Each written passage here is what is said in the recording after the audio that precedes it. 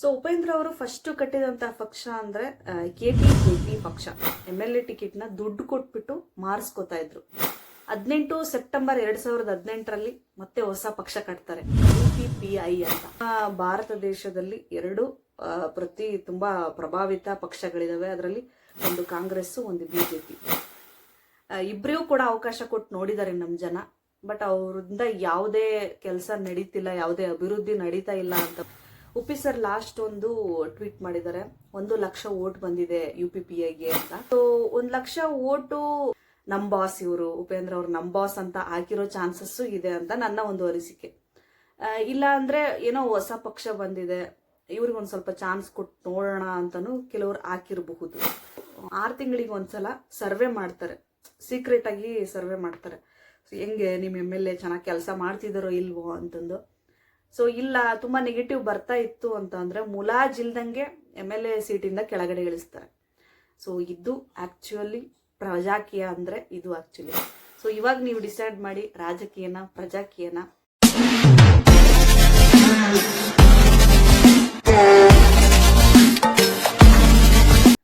ಎಲ್ಲ ನನ್ನ ಸ್ನೇಹಿತರಿಗೂ ನಮಸ್ಕಾರ. ಎಲ್ರು ಹೇಗಿದ್ದೀರಾ? ಎಲ್ರು ಚೆನ್ನಾಗಿದ್ದೀರಾ ಅಂತ ಭಾವಿಸ್ತಾ. ಸ್ನೇಹಿತರೆ, ಪ್ರಜಾಕೀಯ ಉಪೇಂದ್ರ ಅವ್ರು ಕಟ್ಟಿದಂತಹ ಪಕ್ಷ ಇದು. ಸೊ ಈಗ ಇದು ಆಲ್ರೆಡಿ ಮುಂದೆ ಬರ್ತಿದೆ ಅಂತಾನು ಹೇಳಕ್ಕಾಗಲ್ಲ, ಹಿಂದೆ ಹೋಗ್ತಿದೆ ಅಂತಾನು ಹೇಳಕ್ಕಾಗಲ್ಲ. ಯಾಕೆ ಅಂದ್ರೆ ಅದರಲ್ಲಿರುವಂತಹ ಐಡಿಯಾಲಜಿಗಳು ಜನಕ್ಕೆ ಇಷ್ಟ ಆಗ್ತಿದ್ಯೂನೋ ಇಲ್ವೋ ಅಂತಾನು ಅರ್ಥ ಆಗ್ತಿಲ್ಲ. ಅಟ್ಲೀಸ್ಟ್ ಅರ್ಥ ಆಗ್ತಾ ಇದೆ ಅಂತನಾದ್ರೂ ಅರ್ಥ ಆಗ್ತಾ ಇಲ್ಲ. ಸೊ ಅದನ್ನ ಅರ್ಥ ಮಾಡಿಸ್ಲಿಕ್ಕೆ ನಾನಿವತ್ತು ಈ ಒಂದು ವಿಡಿಯೋನ ಮಾಡ್ತಾ ಇದ್ದೀನಿ. ಸೊ ಉಪೇಂದ್ರ ಅವರು ಫಸ್ಟ್ ಕಟ್ಟಿದಂತಹ ಪಕ್ಷ ಅಂದ್ರೆ ಕೆಪಿಜೆಪಿ ಪಕ್ಷ, ಕರ್ನಾಟಕದ ಪ್ರಜಾಕೀಯ ಪಕ್ಷ ಅಂತಂದು. ಸೊ ಇದು ಕಟ್ಟಿದ ತಕ್ಷಣನೇ ನೆಕ್ಸ್ಟ್ ಹೋಗ್ಬಿಟ್ಟು ಏನ್ ಮಾಡಿದ್ರು, ನಾನು ಈ ಪ್ರಜಾಕೀಯ ಎಲ್ಲ ಬಿಟ್ಬಿಡ್ತೀನಿ, ನನಗೂ ಅದಕ್ಕೂ ಸಂಬಂಧ ಇಲ್ಲ ಅಂತಂದು ಟ್ವೀಟ್ ಮಾಡ್ಬಿಡ್ತಾರೆ. ಕಾರಣ ಏನಪ್ಪಾ ಅಂತ ಅಂದ್ರೆ, ಇದೇ ಕೆಪಿಜೆಪಿ ಪಕ್ಷದಲ್ಲಿದ್ದಂತಹ ಇರೋ ಅಂತವ್ರು ಏನ್ ಮಾಡಿದ್ರು ಅಂದ್ರೆ MLA ಟಿಕೆಟ್ನ ದುಡ್ಡು ಕೊಟ್ಬಿಟ್ಟು ಮಾರಿಸ್ಕೋತಾ ಇದ್ರು. ಸೊ ಇದನ್ನೆಲ್ಲ ನೋಡಿದಂತ ಉಪೇಂದ್ರ ಅವ್ರಿಗೆ ಸರಿ ಅನ್ನಿಸ್ಲಿಲ್ಲ. ಯಾಕೆಂದ್ರೆ ಯಾವುದೇ ದುಡ್ಡು ಇಸ್ಕೊಳಂಗಿಲ್ಲ, ಕೊಡೋಂಗಿಲ್ಲ, ಮತ್ತೆ ಈ ಕರಪ್ಷನ್ ಅನ್ನೋದು ನಡೆಯಂಗಿಲ್ಲ, ಏನು ಲಂಚ ಇಸ್ಕೊಳ್ಳೋದು ಅವೆಲ್ಲ ಮಾಡೋಂಗಿಲ್ಲ. ಫುಲ್ಲು ಲೀಗಲ್ ಆಗಿರ್ಬೇಕು ಅಂತ ಅವ್ರದ್ದೇ ಒಂದು ಐಡಿಯಾಲಜಿಯಲ್ಲಿ ನೀಟಾಗಿ ಮಾಡ್ಕೊಂಬಂದಂತಹ ಪಕ್ಷ ಇದು. ಸೊ ಇದ್ರೊಳಗಡೆ ಮತ್ತೆ MLA ಸೀಟ್ನ ದುಡ್ಡು ಕೊಟ್ಬಿಟ್ಟು ಕೊಡ್ತಿದ್ದಾರೆ ಅಂತ ಅಂದ್ರೆ ಅವ್ರಿಗೆ ಸ್ವಲ್ಪ ಸರಿ ಅನಿಸ್ಲಿಲ್ಲ ಅನ್ಸುತ್ತೆ. ಹಂಗಾಗಿ ಆ ಪಕ್ಷನ ಕ್ವಿಟ್ ಮಾಡ್ತಾರೆ. 18 ಸೆಪ್ಟೆಂಬರ್ 2018ರಲ್ಲಿ ಮತ್ತೆ ಹೊಸ ಪಕ್ಷ ಕಟ್ತಾರೆ, UPPI ಅಂತ. ಸೇಮ್ ಪ್ರಜಾಕೀಯ ಥಾಟ್ಸೇ ಇಟ್ಕೊಂಡು ಹೊಸ ನ್ಯೂ ವರ್ಷನ್ ಅಲ್ಲಿ ಕಾಲಿಡುತ್ತೆ UPPI ಪಕ್ಷ. ಸೊ ಏನು ಪ್ರಜಾಕೀಯದಲ್ಲಿ ಇದ್ವಲ್ಲ ಸಿದ್ಧಾಂತಗಳು, ಅದೇ ಸಿದ್ಧಾಂತಗಳನ್ನ ಇಲ್ಲಿ ಮೂಡಿಸ್ಕೊಂಡ್ಬಂದಿದ್ದು. ಅಂದ್ರೆ ಎಲೆಕ್ಷನ್ ವಿತೌಟ್ ಮನಿ, ದುಡ್ಡಿಲ್ಲದೆ ಇವಾಗ ಯಾವ ಎಲೆಕ್ಷನ್ ನಡೀತಿಲ್ಲ, but election without money, free education, ಪ್ರಜಾಕೀಯದಲ್ಲಿ ಏನೇನಿತ್ತಲ್ಲ ಎಲ್ಲವನ್ನೂ ಕೂಡ ಈ ಒಂದು UPPಯಲ್ಲಿ ಇನ್ವಾಲ್ವ್ ಆಗಿದೆ. ಸೊ ಈಗ ನಿಮಗೆಲ್ಲರಿಗೂ ಗೊತ್ತಿರೋ ಹಾಗೆ ನಮ್ಮ ಭಾರತ ದೇಶದಲ್ಲಿ ಎರಡು ತುಂಬಾ ಪ್ರಭಾವಿತ ಪಕ್ಷಗಳಿದಾವೆ. ಅದರಲ್ಲಿ ಒಂದು ಕಾಂಗ್ರೆಸ್, ಒಂದು ಬಿಜೆಪಿ. ಸೊ ಎರಡರಲ್ಲಿ ಒಬ್ಬರಾದ್ರೂ ಆರಾಮಾಗಿ ಸರ್ಕಾರವನ್ನ ನಡೆಸ್ಕೊಂಡು ಹೋಗ್ತಾರೆ. ಇಬ್ಬರೇ ಕಾಂಪಿಟೇಷನ್ ಇರೋದು ಅಂದ್ರೆ. ಸೊ ಕಾಂಗ್ರೆಸ್ ಗೆಲ್ಲಿಲ್ಲ ಅಂದ್ರೆ ಬಿಜೆಪಿ ಗೆಲ್ಲುತ್ತೆ, ಬಿಜೆಪಿ ಇಲ್ಲ ಅಂದ್ರೆ ಕಾಂಗ್ರೆಸ್ ಗೆಲ್ಲುತ್ತೆ. ಸೊ ನೀವೇನಾದ್ರೂ CM ಆಗ್ಬೇಕು ಅನ್ನೋದೇನಾದ್ರೂ ಕನಸು ಕಟ್ಕೊಂಡಿದ್ರು ಅಂದ್ರೆ ಒಂದು ಬಿಜೆಪಿಯಲ್ಲಿ ಕ್ಯಾಂಡಿಡೇಟ್ ಆಗಿರ್ಬೇಕು ಅಥವಾ ಕಾಂಗ್ರೆಸ್ ಅಲ್ಲಿ ಕ್ಯಾಂಡಿಡೇಟ್ ಆಗಿರ್ಬೇಕು. ಸೊ ಜಾಸ್ತಿ ಜನ ವೋಟ್ ಹಾಕೋದು ಬಿಜೆಪಿ ಇಲ್ಲ ಕಾಂಗ್ರೆಸ್ಗೆ. ಬಟ್ ಇತ್ತೀಚೆಗೆ ಈ ಎರಡು ಪಕ್ಷಗಳ ಒಂದು ಕೆಲಸವನ್ನ ನೋಡಿ ಇಬ್ಬರಿಗೂ ಕೂಡ ಅವಕಾಶ ಸಿಕ್ಕಿದೆ. ಇಬ್ರು ಬಿಜೆಪಿಯವರು ಮುಖ್ಯಮಂತ್ರಿಗಳಾಗಿದ್ದಾರೆ, ಕಾಂಗ್ರೆಸ್ ಅವರು ಮುಖ್ಯಮಂತ್ರಿಗಳಾಗಿದ್ದಾರೆ. ಇಬ್ಬರಿಗೂ ಕೂಡ ಅವಕಾಶ ಕೊಟ್ಟು ನೋಡಿದ್ದಾರೆ ನಮ್ಮ ಜನ. ಬಟ್ ಅವರಿಂದ ಯಾವುದೇ ಕೆಲಸ ನಡೀತಿಲ್ಲ, ಯಾವುದೇ ಅಭಿವೃದ್ಧಿ ನಡೀತಾ ಇಲ್ಲ ಅಂತ ಗೊತ್ತಾದಾಗ ಈಗ ಜನ ಸ್ವಲ್ಪ ಚೇಂಜ್ ಕೇಳ್ತಾ ಇದ್ದಾರೆ. ಬೇರೆ ಯಾವ್ದಾದ್ರು ಒಂದು ಪಕ್ಷಕ್ಕೆ ಟ್ರೈ ಮಾಡೋಣಲ್ಲ, ಬೇರೆ ಏನಾದ್ರು ನೋಡೋಣಲ್ಲ ಅಂತ ಬೇರೆ ಕಡೆ ಒಲವನ್ನ ತೋರಿಸ್ತಾ ಇದ್ದಾರೆ ನಮ್ಮ ಜನ. ಸೊ ಇದಕ್ಕೊಂದು ಎಕ್ಸಾಂಪಲ್ ಆಗಿ ಹೇಗೆ ಜನ ಬೇರೆ ಕಡೆ ಒಲವನ್ನ ತೋರಿಸ್ತಾ ಇದ್ದಾರೆ ಅಂತ ಅನ್ನೋದಕ್ಕೆ ಉಪಿ ಸರ್ ಲಾಸ್ಟ್ ಒಂದು ಟ್ವೀಟ್ ಮಾಡಿದ್ದಾರೆ. 1 ಲಕ್ಷ ವೋಟ್ ಬಂದಿದೆ UPPIಗೆ ಅಂತ. ಸೊ ಅದು ನಿಜನೋ ಅಥವಾ ಸುಳ್ಳು ಅದು ನಿಜವಾಗ್ಲೂ ಗೊತ್ತಿಲ್ಲ. ಬಟ್ ಅನ್ಕೊಳ್ಳೋಣ, 1 ಲಕ್ಷ ವೋಟ್ ಬಂದಿದೆ ಅಂತಾನೆ ಅನ್ಕೊಳ್ಳೋಣ. ಸೊ 1 ಲಕ್ಷ ವೋಟು UPPIನ ಥಾಟ್ಸ್ಗೆ ಬಂದಿದ್ದಾವೆ, ಅದರ ಐಡಿಯಾಲಜಿಗೆ ಬಂದಿದ್ದಾವೆ ಅಂತ ಅನ್ನೋದಕ್ಕಿಂತ ನಮ್ ಬಾಸ್, ಇವರು ಉಪೇಂದ್ರ ಅವ್ರು ನಮ್ ಬಾಸ್ ಅಂತ ಹಾಕಿರೋ ಚಾನ್ಸಸ್ಸು ಇದೆ ಅಂತ ನನ್ನ ಒಂದು ಅನಿಸಿಕೆ. ಇಲ್ಲ ಅಂದ್ರೆ ಏನೋ ಹೊಸ ಪಕ್ಷ ಬಂದಿದೆ, ಇವ್ರಿಗೊಂದು ಸ್ವಲ್ಪ ಚಾನ್ಸ್ ಕೊಟ್ಟು ನೋಡೋಣ ಅಂತಾನು ಕೆಲವ್ರು ಹಾಕಿರಬಹುದು. ಇನ್ನು ಕೆಲವರು ನಿಜವಾಗ್ಲೂ ಕೂಡ UPPIನ ಐಡಿಯಾಲಜಿನ ಇಷ್ಟಪಟ್ಟು ಹೌದು ಕರೆಕ್ಟ್ ಇದೆ, ಇದು ಇವ್ರ ಥರನೇ ಹೋದ್ರೆ ನಮ್ಮ ದೇಶ ಉದ್ಧಾರ ಆಗುತ್ತೆ ಅಂತ ಹಾಕಿರೋರು ಅದಾರೆ. ಸೊ ಇದು ನನ್ನ ಥಾಟ್ ಅನಿಸುತ್ತೆ. ಈ ಥರ ಹಾಕಿರ್ಬೋದು ಓಟ್ನ, ಇದೆಲ್ಲ ಸೇರಿ 1 ಲಕ್ಷ ಓಟ್ ಹಾಕಿರ್ಬೋದು. ಸೊ ಈ ಥರ ಓಟ್ ಹಾಕಿರ್ಬೋದು ಅಂತ ಈ ಉಪೇಂದ್ರ ಅವ್ರಿಗೂ ಅನಿಸಿದೆ. ಸೊ ಹಂಗಾಗಿ ಅವರು ಇನ್ನೊಂದು ಟ್ವೀಟ್ ಹಾಕಿದ್ರು, ಡೋಂಟ್ ವೋಟ್ ಫಾರ್ ಪ್ರಜಾಕೀಯದ ಐಡಿಯಾಲಜಿ ನಿಮಗೆ ಗೊತ್ತಿಲ್ಲ ಅಂದರೆ ದಯವಿಟ್ಟು ವೋಟ್ ಹಾಕಕ್ಕೆ ಹೋಗಬೇಡಿ ಪ್ರಜಾಕೀಯ ಪಕ್ಷಕ್ಕೆ ಅಂತ ಟ್ವೀಟ್ ಮಾಡಿದ್ದಾರೆ. ಸೊ ಅಂದರೆ ಪ್ರಜಾಕೀಯದ ಐಡಿಯಾಲಜಿ ನಿಮಗೆ ಗೊತ್ತಿರಬೇಕು ಆಯಿತಾ, ಸುಮ್ಮನೆ ವೋಟ್ ಹಾಕೋದಲ್ಲ ಅಂತಂದು ಅವ್ರು ಹೇಳ್ತಿರೋದದೇ. ಗೊತ್ತಾದರೆ ಮಾತ್ರ ಹಾಕಿ, ಇಲ್ಲಾಂದರೆ ಏನು ಗೊತ್ತಿಲ್ಲದಲೇ ನೀವು ವೋಟ್ ಹಾಕಿದ್ರಿ ಅಂದರೆ ಅಕಸ್ಮಾತ್ ಆ ಒಂದು ಲೀಡರ್ ಗೆದ್ರು ಅಂದರೆ ಅದು ಇನ್ನೂ ತುಂಬ ದೊಡ್ಡ ಪ್ರಾಬ್ಲಮ್ ಆಗ್ಬಿಡುತ್ತೆ. ನಾವು ವೋಟ್ ಹಾಕಿದ್ವಿ, ನಾವು ಹೇಳ್ದಂಗೆ ಕೇಳಲ್ಲ, ಆ ಥರ ಒಂದು ಏನೋ ಒಂದು ಅವ್ರದ್ದೊಂದು ಸಿಸ್ಟಮ್ ಇರುತ್ತೆ, ಆ ಸಿಸ್ಟಮ್ನ ನೀವು ಅರ್ಥ ಮಾಡ್ಕೋಬೇಕು. ಸೊ ಹಂಗಾಗಿ ಪ್ರಜಾಕೀಯ ಅಂದ್ರೇನು, ಪ್ರಜಾಕೀಯದಲ್ಲಿ ಹೆಂಗೆಲ್ಲ ಕೆಲಸ ನಡೆಯುತ್ತೆ, ಇದೆಲ್ಲವನ್ನು ಈ ವಿಡಿಯೋದಲ್ಲಿ ತಿಳಿಸ್ತಾ ಹೋಗ್ತೀನಿ. ಸೊ ಪ್ರಜಾಕೀಯ ಅಂದ್ರೇನು, ಪ್ರಜಾಕೀಯದ ಐಡಿಯಾಲಜಿ ಯಾವ ಥರ ಡಿಫ್ರೆಂಟ್ ಆಗಿದ್ದಾವೆ, ಇವನ್ನೆಲ್ಲ ಹೇಳ್ತಾ ಹೋಗ್ತೀನಿ ಸ್ನೇಹಿತರೆ. ಸೊ ಸ್ನೇಹಿತರೆ, ಡೆಮೋಕ್ರಸಿ ಅಂತ ಬರುತ್ತೆ, ಡೈರೆಕ್ಟ್ ಡೆಮೋಕ್ರಸಿ, ಇಂಡೈರೆಕ್ಟ್ ಡೆಮೋಕ್ರಸಿ ಅಂತ ಆಯಿತಾ. ಸೊ ನಾವು ಫಾಲೋ ಮಾಡ್ತಾ ಇರೋದು ಇವಾಗ ಇಂಡೈರೆಕ್ಟ್ ಡೆಮೋಕ್ರಸಿನ. ಅಂದರೆ ನಾವು ಒಬ್ರಿಗೆ ಓಟ್ ಹಾಕ್ತೀವಿ, ಎಲ್ಲರೂ ಓಟ್ ಹಾಕ್ಬಿಟ್ಟು ಒಬ್ರು ಲೀಡರ್ನ ಗೆಲ್ಲಿಸ್ತೀವಿ. ಆ ಲೀಡರ್ಸ್ ಎಲ್ಲರೂ ಸೇರಿಬಿಟ್ಟು ಬೆಳವಣಿಗೆಗಳನ್ನ ಏನೇನು ಮಾಡಬೇಕು ಅದೆಲ್ಲ ಮಾಡ್ತಾರೆ. ಆ್ಯಸ್ ಎ ವೋಟರ್ ನಂದೇನು ಕೆಲಸ, ಓಟ್ ಹಾಕಿದೆ ಮುಗೀತು, ಇಲ್ಲಿಗೆ ನನ್ನ ಕೆಲಸ ಮುಗೀತು ಅಂತ ಅರ್ಥ. ಸೊ ಇನ್ನೇನು ಅವ್ರ ಲೀಡರ್ಸು ಅವನೇ ರಾಜ ಅನ್ಕೊಂಡ್ಬಿಟ್ಟು ಅವನಿಗೇನು ಸರಿ ಅನಿಸುತ್ತೋ ಅದನ್ನು ಮಾಡ್ತಾನೆ, ಯಾವ್ದು ಸರಿ ಅನ್ಸಲ್ವೋ ಅದನ್ನು ಮಾಡಲ್ಲ. ಸೊ ಇದು ಇಂಡೈರೆಕ್ಟ್ ಡೆಮೋಕ್ರಸಿಯಲ್ಲಿ ನಡೆಯೋದು. ಈಗ ನಾವು ಡೈರೆಕ್ಟ್ ಡೆಮೋಕ್ರಸಿ ಆರ್ ರಿಪ್ರೆಸೆಂಟೇಟಿವ್ ಡೆಮೋಕ್ರಸಿಗೆ ಬರೋಣ. ಈ ಡೈರೆಕ್ಟ್ ಡೆಮೋಕ್ರಸಿಲಿ ಹೇಗೆ ಅಂತ ಅಂದರೆ, ಈಗ ವೋಟರ್ ನನಗೆ ಓಟ್ ಹಾಕ್ತೀನಿ ಅಂದರೆ ನಾನು ಓಟ್ ಹಾಕ್ಬಿಟ್ಟು ಬಂದ ತಕ್ಷಣ ನಾನು ಮುಗೀತು ಅಂತ ಹೇಳ್ದಂಗೆಲ್ಲ. ಈಗ ನಾನು ಏನು ಓಟ್ ಹಾಕಿ ಬಂದಿರ್ತೀನಲ್ಲ, ಓಟ್ ಹಾಕಿ ಬಂದಮೇಲೆ ಅವ್ರು ಯಾರು ಲೀಡರ್ ಆಗಿರ್ತಾರಲ್ಲ, ಆ ಲೀಡರ್ ನಾನೇ ರಾಜ ಅಂತ ಅನ್ಕೊಳ್ಳೋ ಹಂಗಿಲ್ಲ. ಅವನು ಏನೇ ಕೆಲಸ ಮಾಡಿದ್ರು ಕೂಡ ಎಲ್ಲವನ್ನೂ ಕೂಡ ಎಲ್ಲ ಪಬ್ಲಿಕಲ್ಲಿ ಎಲ್ಲರನ್ನೂ ಕೂರಿಸ್ಬಿಟ್ಟು ಎಲ್ಲರಿಗೂ ಕೇಳಬೇಕು, ನೋಡಪ್ಪ ನಾನು ಈ ಥರ ಒಂದು ಕೆಲಸ ಮಾಡಬೇಕು ಅಂತ ಅಂದ್ಕೊಂಡಿದ್ದೀನಿ, ಇದಕ್ಕೆ ಇಷ್ಟು ಕೋಟಿ ರೂಪಾಯಿ ಖರ್ಚಾಗುತ್ತೆ, ಸೊ ಈ ಒಂದು ಕೆಲಸನ ಮಾಡ್ಲಾ ಬೇಡವಾ ಅಂತ ಜನಗಳ ಹತ್ರ ಕೇಳಬೇಕು. ಜನಗಳ ಹತ್ರ ಕೇಳಿ ಅದಕ್ಕೂ ಕೂಡ ಪೋಲಿಂಗ್ ಮಾಡಿಸ್ಬೇಕು. ಸೊ ಮಾಡಿ ಅಂತ ಅಂದರೆ ಎಸ್ ಅಂತ ಓದಬೇಕು, ಮಾಡೋದು ಬೇಡ ಅನ್ನೋದಾದರೆ ನೋ ಅಂತ ಓದಬೇಕು. ಸೊ ಈ ಥರ 2 ಪೋಲಿಂಗಲ್ಲಿ ಯಾವುದು ಮ್ಯಾಕ್ಸಿಮಮ್ ಬಂದಿರುತ್ತಲ್ಲ ಅದನ್ನು ಕನ್ಸಿಡರ್ ಮಾಡಿಕೊಂಡು ಲೀಡರ್ ಏನಿರ್ತಾರಲ್ಲ ಅದನ್ನು, ಅಂದರೆ ಜನಗಳಿಂದ ಬಂದಂತಹ ಒಪಿನಿಯನ್ನ ತಗೊಂಡ್ಬಿಟ್ಟು ಆ ಒಂದು ಕೆಲಸವನ್ನು ಮುಂದುವರಿಸ್ಕೊಂಡು ಹೋಗಬೇಕು. ಸೊ ಎಲ್ಲ ಪಬ್ಲಿಕ್ ಅಂದರೆ ಎಲ್ಲ ಪ್ರಜೆಗಳು ಸೇರಿ ತಗೊಂಡಂಥ ಡಿಸಿಷನ್ನ ಗೌರವಾನ್ವಿತವಾಗಿ ತಗೊಂಡ್ಬಿಟ್ಟು ಸರಿ ಅಂತ ಆ ಕೆಲಸ ಮಾಡಬೇಕು. ಇದು ನಿಜವಾದ ಪ್ರಜಾಪ್ರಭುತ್ವ ಅಂದರೆ. ಈಗ ಪ್ರಜೆಗಳೇ ನಿಜವಾದ ದೇವರು ಅಂತ ಅನ್ಸ್ಕೊಳ್ಳೋದು ಈ ಒಂದು ಡೈರೆಕ್ಟ್ ಡೆಮೋಕ್ರಸಿನ ಫಾಲೋ ಮಾಡಿದರೆ ಮಾತ್ರ. ಸೊ ಈಗ ಇದಿಷ್ಟು ಆಯಿತು, ಪ್ರಜಾಕೀಯ ಪಕ್ಷದ ಹೆಂಗೆ ನಡೆಯುತ್ತೆ ಅನ್ನೋದಾಯಿತು. ಆದರೆ ಈಗ ಈಗ ಎಲೆಕ್ಷನ್ ನಿಂತ್ಕೋಬೇಕು. ಎಕ್ಸಾಂಪಲ್ ನಾನೇ ಎಲೆಕ್ಷನ್ ನಿಂತ್ಕೋಬೇಕು, MLA ಸೀಟ್ ತಗೋಬೇಕು ಪ್ರಜಾಕೀಯ ಪಕ್ಷದಿಂದ. ಸೊ ಏನು ಮಾಡಬೇಕು ಈಗ ನಾನು ಡೈರೆಕ್ಟಾಗಿ ಉಪೇಂದ್ರ ಅವ್ರ ಹತ್ರ ಹೋಗ್ಬಿಟ್ಟು ನಾನು ನಮ್ಮ ಒಂದು ಕ್ಷೇತ್ರದಲ್ಲಿ MLA ಕ್ಯಾಂಡಿಡೇಟ್ ಆಗ್ತೀನಿ, ನನಗೆ ಒಂದು MLA ಟಿಕೆಟ್ ಕೊಡಿ ಅಂದರೆ ಅವರು ತಗೊಳಪ್ಪ ಅಂತ ಕೊಟ್ಬಿಡಲ್ಲ. ಈಗ ಅವ್ರದ್ದು ಐಡಿಯಾಲಜಿ ಹೇಳ್ತಾ ಇದ್ದೀನಿ. ಅವ್ರದ್ದು ಈಗ ನೀನು ಹೌದಾ MLA ಸೀಟಿಗೆ ನಿಂತ್ಕೊತೀಯಾ, ಸರಿ, ನಿಮ್ಮ ಕ್ಷೇತ್ರದ ಜನಕ್ಕೆ ಹೋಗಿ ಭೇಟಿಯಾಗಿ ಈ ಫಾರಮ್ಸ್ನೆಲ್ಲ ಅವರಿಗೆಲ್ಲ ನೀಟಾಗಿ ಎಕ್ಸ್ಪ್ಲೈನ್ ಮಾಡಿ ಸೈನ್ ಮಾಡಿಸ್ಕೊಂಬಾ ಅಂತ ಹೇಳ್ತಾರೆ ಆಯಿತಾ. ಅದರಲ್ಲೆಲ್ಲ ಕಾನ್ಸೆಪ್ಟ್ ಇರುತ್ತೆ ಆಯಿತಾ. ಅದೆಲ್ಲದಕ್ಕೂ ಅವನ್ನೆಲ್ಲ ಓದ್ಬಿಟ್ಟು ಜನ ಸಿಗ್ನೇಚರ್ ಮಾಡಿ ಆ ಒಂದು ಫಾರ್ಮ್ಸ್ನ ಎಲ್ಲ ಪ್ರತಿಯೊಬ್ಬರು ಮನೆಗೂ ಹೋಗ್ಬಿಟ್ಟು ಫಾರ್ಮ್ಸ್ನ ನೋಡಿಬಿಟ್ಟು ಓದ್ಬಿಟ್ಟು ಸೈನ್ ಮಾಡಿ ಕಳಿಸ್ತಾರೆ. ಆವಾಗ ಅಲ್ಲೆಲ್ಲ ನೀವು ಗಿಮಿಕ್ ಮಾಡಂಗಿಲ್ಲ, ಫೇಕ್ ಸಿಗ್ನೇಚರ್ ಮಾಡಂಗಿಲ್ಲ, ದುಡ್ಡು ಕೊಟ್ಬಿಟ್ಟು ಸಿಗ್ನೇಚರ್ ಮಾಡಿಸ್ಕೊಳ್ಳೋದು ಮತ್ತು ಫ್ಲೆಕ್ಸ್ ಹಾಕ್ಸೋದು ಇವೆಲ್ಲ ಮಾಡೋಂಗಿಲ್ಲ. ಇವೆಲ್ಲ ಅವನ್ನೆಲ್ಲನೂ ಕೂಡ ಮತ್ತೆ ಪರಿಶೀಲನೆ ಮಾಡ್ತಾರೆ ನೀವು ಫಾರಮ್ ತಂದು ಕೊಟ್ಟ ಮೇಲೆ. ಸೊ ಇವೆಲ್ಲ ಮಾಡ್ದೇನೆ ಅವ್ರ ಹತ್ರ ನೀಟಾಗೆಲ್ಲ ಸಿಗ್ನೇಚರ್ ಹಾಕ್ಸ್ಕೊಂಡ್ಬಿಟ್ಟು ಅಷ್ಟು ಫಾರಮ್ನ ತೊಗೊಂಬಂದು ಉಪೇಂದ್ರ ಅವರು ಅಥವಾ ಅವರು ಅನುಯಾಯಿಗಳು ಯಾರಿರ್ತಾರೆ ಅವರಿಗೆ ಕೊಡೋದು. ಅವರೆಲ್ಲ ನೀಟಾಗಿ ಚೆಕ್ ಮಾಡಿ ಯಾವುದು ಫೇಕ್ ಇಲ್ಲ ಏನು ಇಲ್ಲ ಅಂದಾಗ ಮಾತ್ರ ನಿಮಗೆ MLA ಟಿಕೆಟ್ ಕೊಡ್ತಾರೆ ಪ್ರಜಾಕೀಯ ಪಕ್ಷದಿಂದ. ಸೊ ಇವಾಗ ಟಿಕೆಟ್ ಸಿಕ್ತು, ಇವಾಗ ನಂದು ಮುಗೀತು, ಟಿಕೆಟ್ ಸಿಕ್ತು, ಇನ್ಮೇಲೆ ನಾನು ಏನಾದರೂ ಮಾಡ್ಕೋಬೋದು ಅಂತಂದು ದುಡ್ಡು ಕೊಟ್ಟು ಓಟ್ ಹಾಕ್ಸ್ಕೊಳಕ್ ಹೋಗೋದು, ರ್ಯಾಲಿ ಮಾಡೋದು, ಫ್ಲೆಕ್ಸ್ ಹಾಕ್ಸ್ಕೊಳ್ಳೋದು ಇವೆಲ್ಲ ಮಾಡೋಂಗಿಲ್ಲ. ಒಂದ್ಸಲ ಆಲ್ರೆಡಿ ನೀವು ಮೊದಲೇ ಅವ್ರ ಮನೆಗೆ ಹೋಗಿ ಫಾರಮ್ಸ್ ಎಲ್ಲ ನೀಟಾಗಿ ತುಂಬಿಸ್ಕೊಂಡು ನಿಮ್ಮ ವಿಚಾರಗಳನ್ನೆಲ್ಲ ಹೇಳ್ತೀರ, ಪಾರ್ಟಿ ಏನೇನೆಲ್ಲ ವಿಚಾರಗಳಿದ್ದೀವಿ, ಐಡಿಯಾಲಜಿಗಳನ್ನೆಲ್ಲವನ್ನು ಕೂಡ ಜನಗಳ ಹತ್ರ ಹೇಳಿರ್ತೀರ, ಅವ್ರಿಗೆ ಅರ್ಥನೂ ಮಾಡಿಸಿರ್ತೀರ, ಸೈನ್ ಮಾಡಿಸ್ಕೊಂಡ್ ಬಂದಿರ್ತೀರ.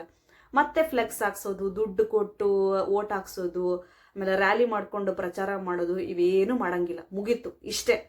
ನೆಕ್ಸ್ಟು ಜನ ಡೈರೆಕ್ಟಾಗಿ ಓಟ್ ಹಾಕಕ್ಕೆ ಬಂದಾಗಲೇ ನೀವು ನೋಡೋದು, ಮತ್ತೆ ಪದೇ ಪದೇ ಅವ್ರ ಹತ್ರ ಹೋಗಂಗಿಲ್ಲ. ಇದು ಐಡಿಯಾಲಜಿ ಅವರದ್ದು. ಈಗ ಆಯ್ತು, ಜನ ಎಲ್ಲರೂ ಕೂಡ ಪ್ರಜಾಕೀಯ ಐಡಿಯಾಲಜಿನ ಇಷ್ಟಪಟ್ಟರು, ಓಟ್ ಹಾಕಿದ್ರು. ನನಗೆ ಈಗ ನಾನೇ ನಿಂತ್ಕೊಂಡಿದ್ದೀನಲ್ವಾ, ಈಗ ನನಗೆ ಓಟ್ ಹಾಕಿದ್ರು, ನಾನು MLA ಆದೆ ನಮ್ಮ ಕ್ಷೇತ್ರದಿಂದ. ಈಗ ನಂದು ಮುಗೀತು, ನಾನು ಹೆಂಗಾದ್ರೂ ಇರ್ಬೋದು ಅಂತ ಇಲ್ಲ. 5 ವರ್ಷ ನಾನೇ MLA, ಯಾರು ಕಿತ್ತಾಕಕ್ಕಾಗಲ್ಲ ನನ್ನನ್ನು ಅಂತ ನಾನು ಅನ್ಕೊಳ್ಳೋಂಗಿಲ್ಲ. ಯಾವಾಗ ಬೇಕಾದರೂ ನನ್ನನ್ನು ತೆಗೆದು ಹಾಕ್ಬೋದು ಪ್ರಜಾಕೀಯ ಪಕ್ಷದವರು, ಆಯ್ತಾ. ಈಗ ನಾನು ಏನೇ ಒಂದು ಒಳ್ಳೆ ಕೆಲಸ ಮಾಡ್ತಾ ಇದ್ದೀನಿ, ಏನೋ ಒಂದು ಗೌರ್ಮೆಂಟ್ದು ಒಂದು ಪ್ರಾಜೆಕ್ಟ್ ಮಾಡ್ತಾ ಇದ್ದೀನಿ ಅಂತಂದರೆ ಪಬ್ಲಿಕ್ಗೆ ಕೇಳಬೇಕು. ಈಗ ಎಕ್ಸಾಂಪಲ್, ಈಗ ನಮ್ಮೂರಿನಲ್ಲಿ ಒಳಚರಂಡಿ ವ್ಯವಸ್ಥೆ ಮಾಡಿಸ್ಲಿಕ್ಕೆ ನಾನು ಗೌರ್ಮೆಂಟಿಂದ ಪ್ರಾಜೆಕ್ಟ್ ಬಂದಿದೆ, ಸೊ ನಾನು ಮಾಡಿಸ್ತಾ ಇದ್ದೀನಿ. ಸೊ ಅದಕ್ಕೆ ಕಾಂಟ್ರಾಕ್ಟ್ ಬೇಕು, ಕಾಂಟ್ರಾಕ್ಟ್ ಕೊಡಬೇಕು. ಇದನ್ನು ಒಂದು 5-6 ಜನ ಕಾಂಟ್ರಾಕ್ಟವ್ರನ್ನ ನಾನು ಎಲ್ಲರನ್ನೂ ಒಳ್ಳೆ ಕಾಂಟ್ರಾಕ್ಟ್ನ ನೋಡ್ಕೊಂಬಂದಿರ್ತೀನಿ. ಇದನ್ನು ನಾನು ಒಬ್ಬನೇ ಮಾಡೋಂಗಿಲ್ಲ. ನನಗೆ ಯಾರಿಗೆ ಇಷ್ಟನೋ ಅವ್ರಿಗೆ ಕಾಂಟ್ರಾಕ್ಟ್ ಕೊಡೋಂಗಿಲ್ಲ, ಅರ್ಥ ಆಯ್ತಾ. ನಾನೀಗ ಫಸ್ಟು ನಮ್ಮ 3 ಜನನೆಲ್ಲ ಕೂರಿಸ್ಬಿಟ್ಟು ನೋಡ್ರಿಪ್ಪ ಈ ಥರ ಮಾಡ್ತಾ ಇದ್ದೀನಿ, ಊರೊಳಗಡೆ ಒಳಚರಂಡಿ ವ್ಯವಸ್ಥೆ ಮಾಡ್ತಾ ಇದ್ದೀನಿ, ಈ ಥರ ಒಂದು 5-6 ಜನ ಕಾಂಟ್ರಾಕ್ಟ್ನ ಒಳ್ಳೆ ಕೆಲಸಗಾರನ್ನ ಇಟ್ಕೊಂಬಂದಿದ್ದೀನಿ ನೋಡಿ. ಇವರಲ್ಲಿ ಯಾರು ನಿಮಗೆ ಒಳ್ಳೆ ಕಾಂಟ್ರಾಕ್ಟ್ ಅನಿಸ್ತಾರೆ ಅವರಿಗೆ ನೀವು ಓಟ್ ಹಾಕಿ. ಸೊ ಯಾರ್ದು ಜಾಸ್ತಿ ಮ್ಯಾಕ್ಸಿಮಮ್ ಓಟ್ ಬಂದಿರುತ್ತೋ ಅವ್ರನ್ನ ನಾನು ಕಾಂಟ್ರಾಕ್ಟ್ ಆಗಿ ಕೆಲ್ಸಕ್ಕೆ ಕೊಡ್ತೀನಿ ಅಂತ ಮುಕ್ತವಾಗಿ ಜನಗಳ ಜೊತೆ ಮಾತಾಡಬೇಕು. ಸೊ ಅವಾಗ ಯಾರು ಅವರು ಮ್ಯಾಕ್ಸಿಮಮ್ ಓಟ್ ಹಾಕಿರ್ತಾರೋ ಅವರಿಗೆ ನಾನು ಕಾಂಟ್ರಾಕ್ಟ್ನ ಕೊಡಬೇಕು, ಅರ್ಥ ಆಯ್ತಾ.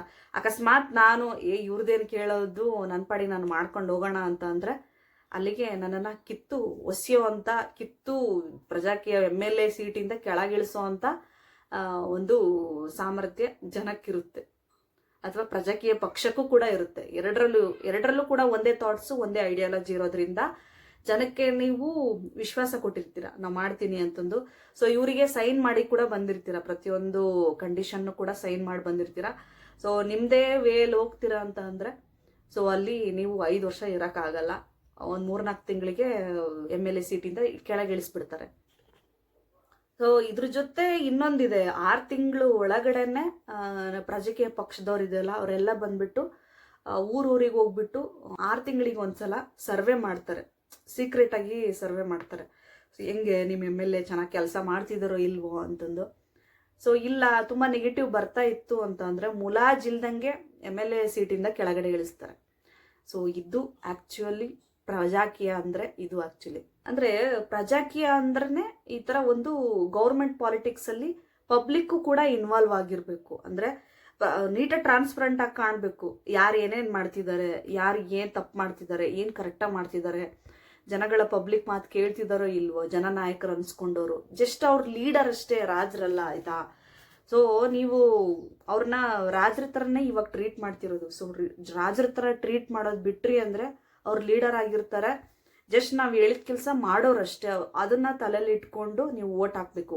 ಸೊ ನಿಮಗೆ ಈ ಥರ ಪ್ರಜಾಕೀಯ ನಮ್ಮಿಂದ ಅವ್ರು ಕೇಳೋದು ಬೇಡ, ಅವರಿಂದ ನಾವು ಕೇಳಬೇಕು ಅನ್ನೋ ಥರ ಇದ್ದರೆ ನೀವು ಡಿಸೈಡ್ ಮಾಡಿ, ಪ್ರಜಾಕೀಯ ಬೇಕಾ ಅಥವಾ ರಾಜಕೀಯ ಬೇಕಾ ಅಂತ.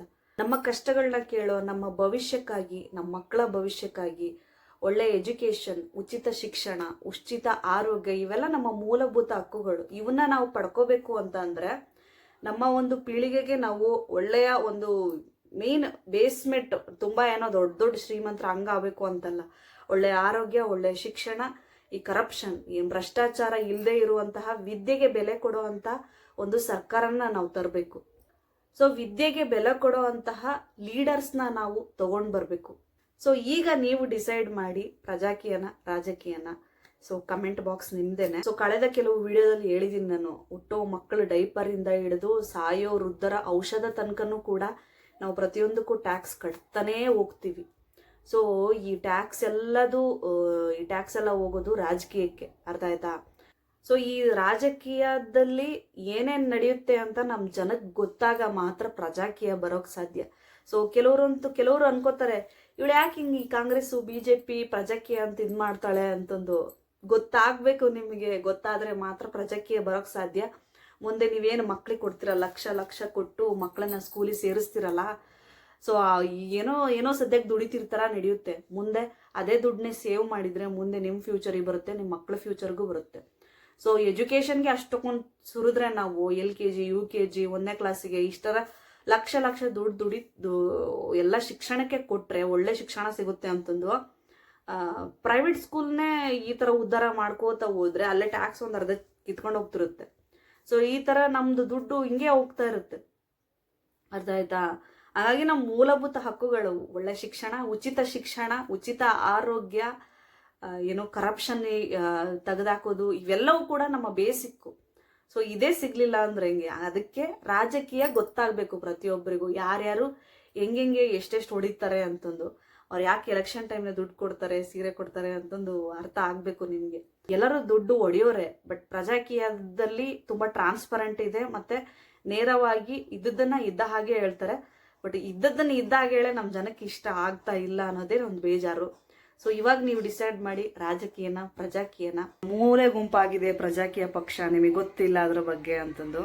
ಅವ್ರು ಯಾಕೆ ಸುಮ್ಮನೆ ಇರೋ ಕಾರಣ ಏನಪ್ಪ ಅಂತಂದ್ರೆ, ಏನು MLA ನಿಂತ್ಕೋತೀನಿ, MLA ಸೀಟ್ಗೆ MLA ಟಿಕೆಟ್ ಕೊಡಿ ಅಂತ ಯಾರೆಲ್ಲ ಬರ್ತಾ ಇದ್ದಾರಲ್ಲ, ಸೊ ಅವ್ರಿಗೆ ಕೊಟ್ಟಂತಹ ಏನು ಒಂದು ಸ್ವಲ್ಪ ಡೀಟೇಲ್ಸ್ನೆಲ್ಲ ತುಂಬಿಸ್ಕೊಂಬನ್ನಿ ಜನಗಳ ಹತ್ರ ಹೋಗಿ ಅಂತ ಅಂದಾಗ, ಅವರು ರಿಯಲ್ ಆಗಿ ಸೈನ್ ಮಾಡಿಸ್ಕೊಂಬರ್ತಿದಾರೋ ಅಥವಾ ಫೇಕ್ ಆಗಿ ಸೈನ್ ಮಾಡಿಸ್ಕೊಂಬರ್ತಿದಾರೋ ಅದು ಗೊತ್ತಾಗ್ತಾ ಇಲ್ಲ ಉಪೇಂದ್ರ ಅವ್ರಿಗೆ. ಹಾಗಾಗಿ ಹೆಂಗೆ ಯಾವ ಥರ ಇದನ್ನ ಇಂಪ್ಲಿಮೆಂಟ್ ಮಾಡೋದು, ಯಾವ ಥರ ಐಡೆಂಟಿಫೈ ಮಾಡೋದು, ಕರೆಕ್ಟಾಗಿ ಇವ್ರು ಲೀಗಲಾಗಿ ಹೋಗ್ತಾ ಇದ್ದಾರೋ ಇಲ್ವೋ ಅನ್ನೋ ಒಂದು ಯೋಚನೆ ಮಾಡಿಬಿಟ್ಟು, ಮೊನ್ನೆ ಏಪ್ರಿಲ್ 1ನೇ ತಾರೀಕು ಮೂರ್ಖರ ದಿನ ಅಂತ ನಾವು ಹೇಳ್ತೀವಿ, ಬಟ್ ಅವತ್ತು ಅವರು ಜಾಣ್ರಾಗಿ ಅಂತ ಹೇಳ್ಬಿಟ್ಟು ಒಂದು ಆ್ಯಪ್ನ ಬಿಡುಗಡೆ ಮಾಡಿದ್ದಾರೆ, ದ ರಿಯಲ್ ಪ್ರಜಾಕೀಯ ಅಂತಂದು.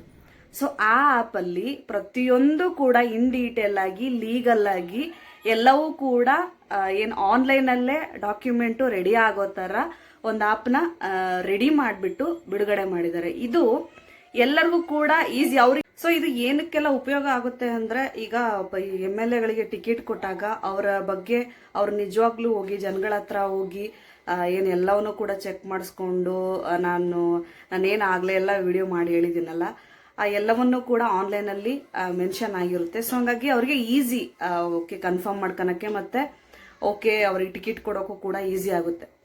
ಸೊ ಈ ಥರ ಒಂದು ಆನ್ಲೈನ್ ಮುಖಾಂತರ ಒಂದು ಆ್ಯಪ್ನ ತಂದಿದ್ದಾರೆ. ದಯವಿಟ್ಟು ಎಲ್ಲರೂ ಹೋಗಿ ದ ರಿಯಲ್ ಪ್ರಜಾಕೀಯ ಆನ್ಲೈನಲ್ಲಿ ಚೆಕ್ ಮಾಡಿ, ಮತ್ತು ಒಂದು ವಿಡಿಯೋನೂ ಇದೆ ಚೆಕ್ ಮಾಡಿ. ಸೊ ಎಲ್ಲರೂ ಕೂಡ ಎಚ್ಚೆತ್ಕೊಳ್ಳಿ. ಸೊ ಇದಿಷ್ಟು ಕೂಡ ಪ್ರಜಾಕೀಯದ ಮಾಹಿತಿಯಾಗಿದೆ. ಸೊ ನೆಕ್ಸ್ಟ್ ಬರೋ ಎಲೆಕ್ಷನ್ ಒಳಗಡೆನೆ ದ ರಿಯಲ್ ಪ್ರಜಾಕೀಯ ಏನು ಅಂತ ಪ್ರತಿಯೊಬ್ಬರಿಗೂ ಕೂಡ ಗೊತ್ತಾಗಬೇಕು. ಕೆಲವ್ರಿಗೆ ಓದಕ್ಕೆ ಬರಲ್ಲ, ಓದಕ್ಕೆ ಬಂದಿರೋರು, ಈಗ ನಮ್ಮ ತಂದೆ ತಾಯಿ ಓದಿಲ್ಲ, ಈಗ ನಾನು ಅವ್ರಿಗೆ ತಿಳಿಸ್ಬೋದು ಈ ಥರ ಇದೆ ಅಂತಂದು, ಆಯಿತಾ? ಈಗ ನಿಮ್ಮ ಪಕ್ಕದ ಮನೆಯವ್ರಿಗೆ ಓದಿರೋರು ತಿಳಿಸಿ ಅಲ್ವಾ?